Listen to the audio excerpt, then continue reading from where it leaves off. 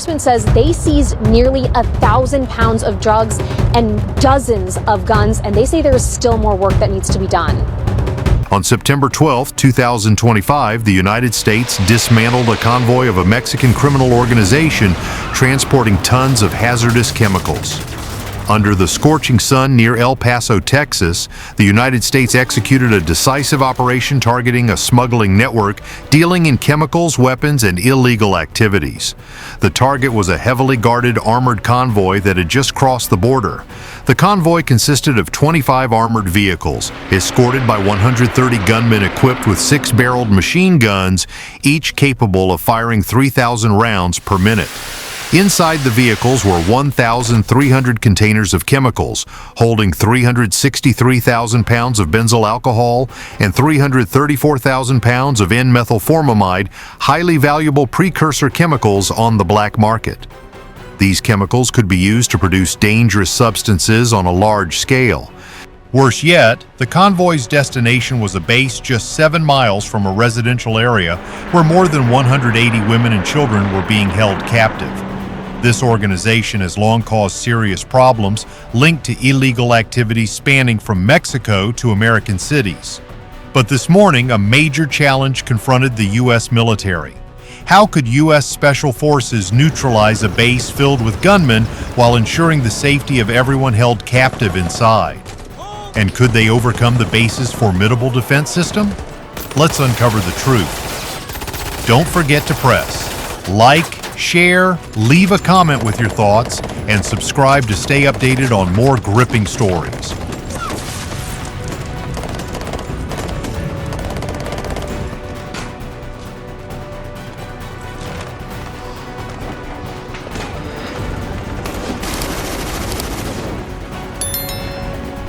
The quiet desert outside El Paso, Texas, 15 miles from the Mexican border, was disrupted by an unusual sight on American soil.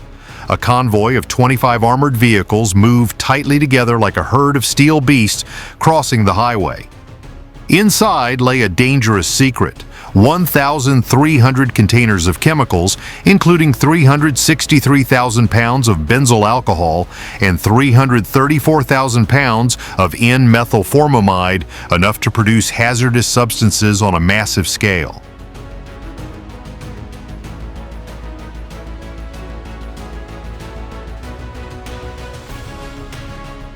Escorting the convoy were 130 gunmen armed with heavy weaponry. Mounted on the vehicle's roofs, 6-barreled machine guns roared, each capable of wreaking havoc on anything in their path. To them, the convoy was invulnerable, a mobile fortress that no force would dare challenge.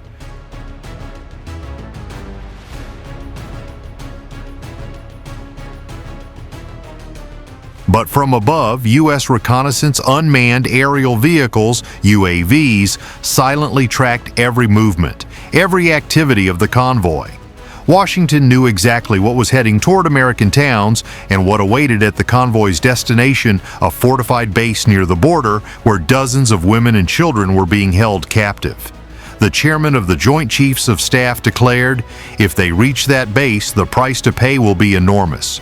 We cannot allow this convoy to enter the base. We will stop them, no matter what it takes." The gunmen believed their weapons made them invincible, but they didn't know that every move of theirs had been calculated down to the second.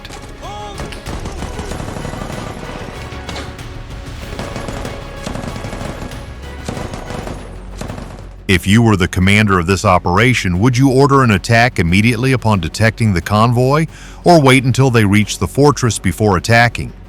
By 8:20 in the morning, the convoy had passed through the gate of the fortress, a warehouse complex that looks normal but is actually a sturdy fortress. Steel walls 15 feet high, 4 layers of barbed wire fences, and 12 rotating cannons firing 3,000 rounds per minute. More than 200 guards patrolling the perimeter. Weapons always ready. Inside is a serious situation. Intelligence confirms more than 180 hostages. Women and children kidnapped from border villages, some threatened, others imprisoned, malnourished, and heavily guarded.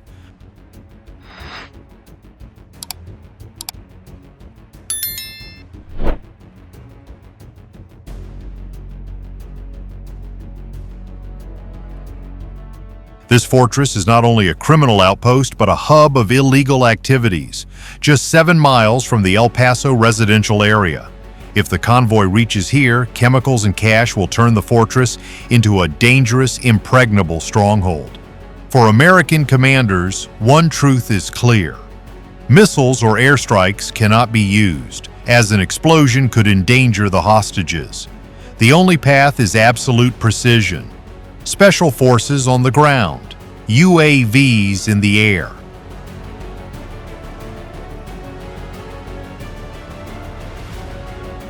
At 8:27 in the morning, an American reconnaissance UAV flew too close to the base's radar range. Immediately, an alarm siren blared.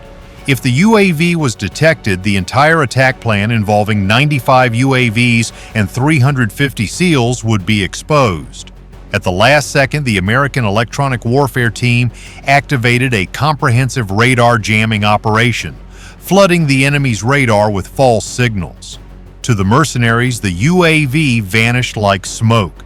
The fortress remained undetected. The convoy, hostages, and chemicals were now inside.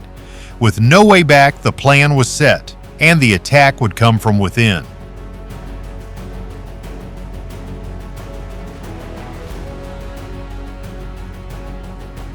By 8:45 in the morning, the battlefield was set.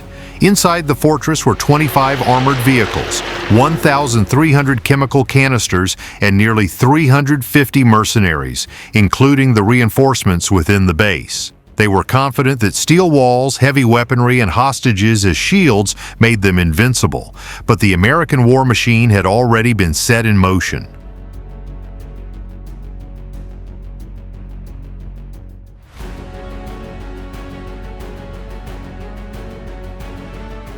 Hidden just outside the perimeter, 350 SEALs were divided into elite units. 50 personnel tasked with infiltrating and securing the hostage holding area, 20 snipers positioned on rooftops half a mile away with rifles capable of hitting targets at a range of 1,200 yards, and assault teams ready for close quarters combat. Underground, SEAL divers had mapped sewer tunnels as contingency entry points if breaching the walls proved impossible. In the air, 95 small UAVs, each no larger than a backpack, circled invisibly at an altitude of 500 feet. Their 360-degree cameras transmitted every activity within the base to the command center in San Antonio. Each UAV carried 12 pounds of precision destructive equipment, enough to neutralize a machine gun nest without unintended damage. In total, they carried firepower equivalent to half a ton of C4.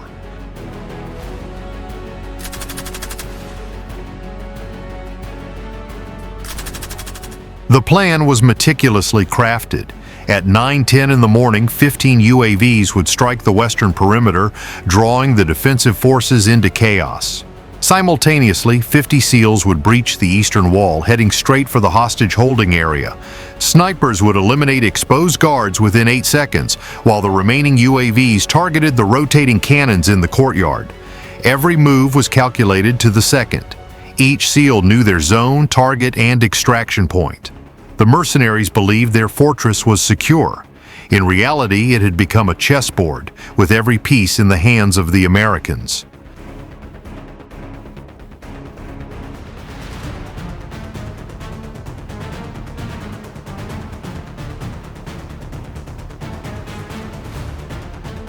At 9:15 in the morning, the desert erupted into chaos. From an altitude of 500 feet, the first wave of UAVs swooped down like steel machines. Each carried 12 pounds of precision destructive equipment, and within seconds, the western wall was obliterated by a series of explosions. One UAV targeted a watchtower, neutralizing a rotating cannon. Another struck an ammunition depot, detonating 6,000 rounds, triggering a cascade of secondary explosions. The mercenaries panicked. Over 80 of them rushed toward the west, firing wildly into the smoke and dust, falling directly into the Americans' plan. Let us know where you are from, and do you support this fight? If yes, leave 1. If no, leave 0. And don't forget to like and subscribe to support us.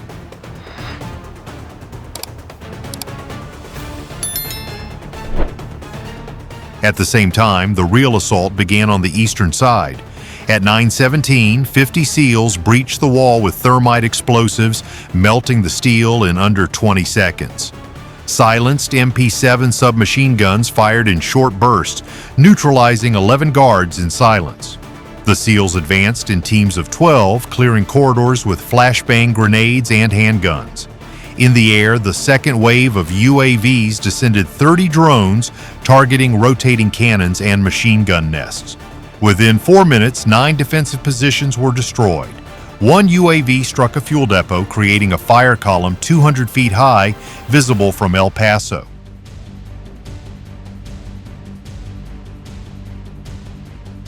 By 9:20, the snipers joined the fray. From rooftops and hillsides half a mile away, 20 SEALs eliminated exposed guards with chilling precision. Their rifles, capable of taking down targets at 1,200 yards, turned the courtyard and balconies into kill zones. In under 5 minutes, 23 mercenaries were neutralized by sniper fire. Inside, the battle raged fiercely. Near the central barracks, a team of 12 SEALs exchanged over 400 rounds with entrenched enemies. 3 American soldiers were hit in the shoulder, thigh, and forearm, but none stopped. They pressed on relentlessly, grenades shattering obstacles until the last defender was subdued.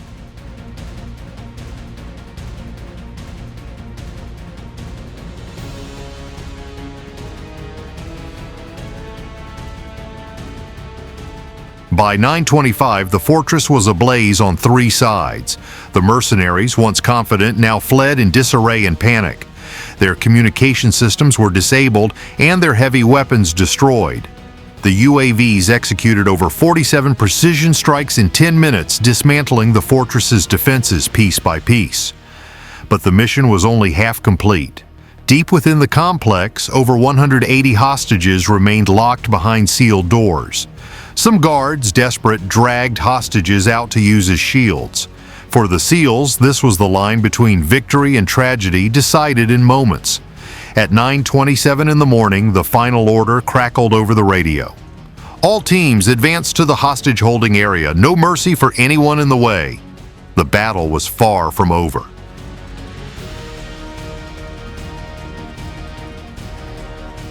By 9:30 in the morning on September 12, 2025, the battle reached its most intense phase. Inside the fortress, SEAL teams shifted focus to the holding areas, 4 large warehouses converted into prisons. Intelligence warned that over 180 civilians were detained inside, many of them women and children. The guards had orders to endanger the hostages if the base fell. Every second was critical. Team Bravo led the assault on the eastern warehouse, breaching the steel door with small explosives. The blast stunned the guards but caused no harm to the hostages.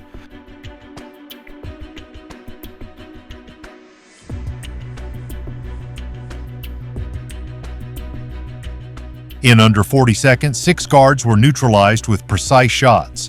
By 9:33, 62 hostages were rescued, panicked but safe. At the central area, resistance intensified. Nearly 70 mercenaries held their ground in concrete corridors, firing 1,200 rounds from machine guns in under 3 minutes. The air was thick with smoke, sparks, and flying bullets.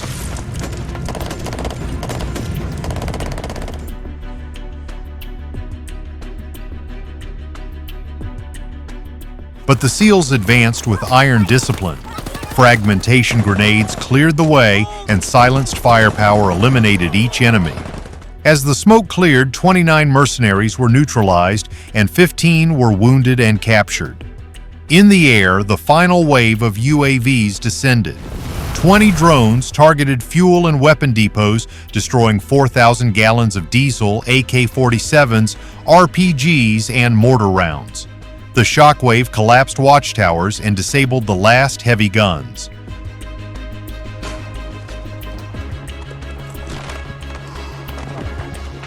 By 9:40, the fortress was no longer a battlefield but a chaotic ruin. Snipers eliminated 47 mercenaries attempting to flee through breaches in the walls. SEALs swept through every room, rescuing all hostages from the 4 warehouses. In total, 182 hostages were freed with no serious injuries.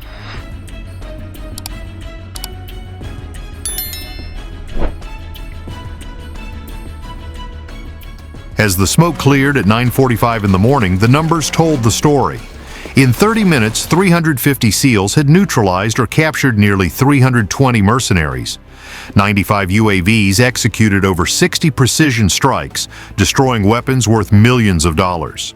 1,300 chemical canisters, equivalent to 697,000 pounds of illegal precursors, were seized intact. Standing amid the rubble, the American general declared, "This wasn't just about chemicals or weapons. This was about lives, a testament that illegal operations will not be tolerated at America's borders. Those who dare try will face severe consequences."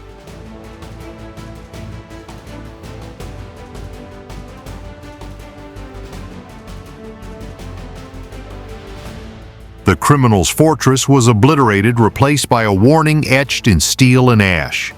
America's resolve cannot be broken. By the time the final shot rang out on September 12, 2025, the desert fortress ceased to exist.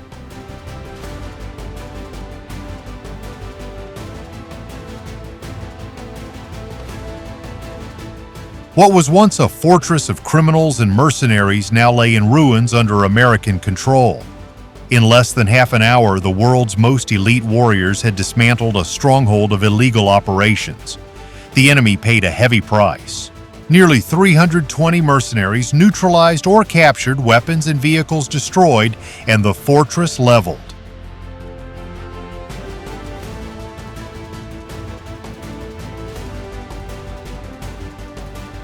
The spoils tell their own story. 1,300 chemical canisters, equivalent to 697,000 pounds of precursors, enough to produce billions of dollars in illegal substances, were seized. Along with that was an arsenal of rifles, grenade launchers, and millions of dollars in illicit cash. But the greatest victory wasn't in steel or numbers. It was the 182 hostages, women and children, who had been held captive freed that morning. Their survival stands as proof that precision, patience, and courage can overcome illegal operations.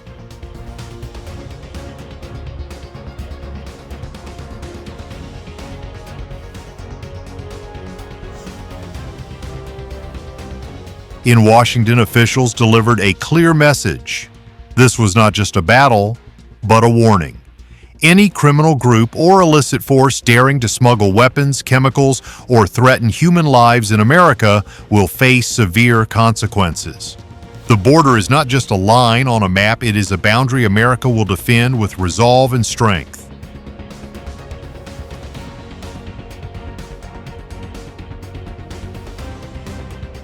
The resounding victory of the U.S. military at the El Paso Desert Fortress on September 12, 2025, offers a profound lesson in the power of unity, courage, and meticulous preparation. The precise assault by 350 SEALs and 95 UAVs not only dismantled a ruthless criminal network, but also rescued 182 innocent hostages, proving that no fortress is impregnable before resolute will. This lesson reminds us that with the right plan and determination, even the greatest challenges can be overcome.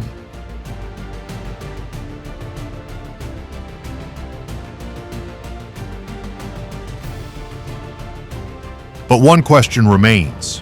Will this victory make other criminal groups wary, or will it provoke new, more dangerous enemies to rise from the shadows? Only time will tell. What do you think about the significance of this victory in the fight against illegal activities and human trafficking in the U.S.? Share your thoughts in the comments. If you believe this story needs to be spread and remembered, show your support by liking, subscribing, and sharing to raise awareness of the truth.